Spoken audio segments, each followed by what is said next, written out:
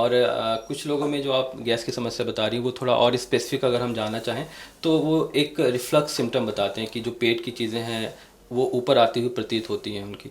तो देखिए इसको हम लोग अपनी मेडिकल भाषा में एक टर्म देते हैं जिसको गर्ड बोलते हैं, GERD। अगर हम फुल फॉर्म करना चाहें तो गैस्ट्रो इसोफेजियल रिफ्लक्स डिजीज़, इसका एक वैज्ञानिक नामकरण आप बोल सकते हैं। गैस्ट्रो इसोफेजियल रिफ्लक्स डिजीज़ के बहुत सारे कारण हो सकते हैं और जो एक प्रमुख कारण ये होता है कि जो अगर हम एनाटॉमी की बात करें तो जो खाने की नली होती है जिसे फूड पाइप या इसोफेगस कहते हैं और स्टमक जो पेट कहते हैं, उसके बीच में एक वाल्व या एक दरवाज़ा होता है। कुछ लोगों में ये वाल्व या दरवाज़ा वीक हो जाता है, उसकी वजह से जो भी गैस्ट्रिक कंटेंट जो काफ़ी एसिडिक होता है वो आपको खाने की नली में रिफ्लक्स या उछल जाता है, उसके वजह से लोगों को अर्ली मॉर्निंग सिम्टम होते हैं। आपका ये क्वेश्चन भी रिलेवेंट है कि ये सुबह के समय ही ज़्यादा क्यों होता है। तो देखिए जब हम रात भर सोए रहते हैं तो फिर उस समय जो हमारे शरीर में जो एसिड की मात्रा होती है वो अर्ली मॉर्निंग काफ़ी ज़्यादा होती है और कुछ कंडीशन में जो आज हमारी जो लाइफ स्टाइल या जो जीवन शैली हो गई है वो भी उसके लिए काफ़ी हद तक ज़िम्मेदार है। जैसे हम लोग देर रात तक जो सोने की हमारी जो समय सारणी है वो भी काफ़ी चेंज हो गई है। आजकल का जो खाना है वो तेल मसाले और जंक फूड का वो ज़्यादा हो गया है, ठीक है।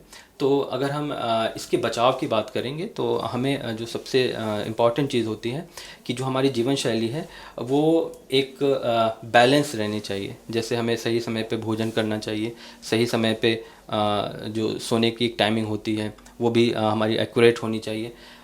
कुछ देखिए खाद्य पदार्थ होते हैं जो बाय नेचर एसिडिक होते हैं। जैसे जो भी आप साइट्रस फूड लेते हैं, जिस फ्रूट्स में भी रस होता है, नींबू, संतरा, मौसमी, उसका एसिडिक कंटेंट ज़्यादा होता है और उसका सेवन से भी हम लोगों को रिफ्लक्स या जिसको गैस की समस्या बोलते हैं वो ज़्यादा हो सकती है।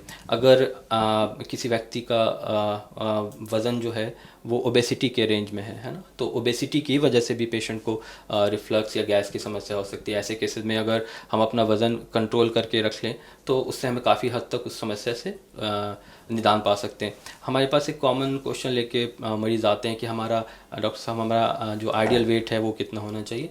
तो देखिए उसका एक रफ़ क्राइटेरिया आप ऐसे ले सकते हैं कि आप अपनी हाइट सेंटीमीटर में पता कर लें और उसमें 100 माइनस कर लें। इसे हम एक इंडेक्स, ब्रोका इंडेक्स कहते हैं।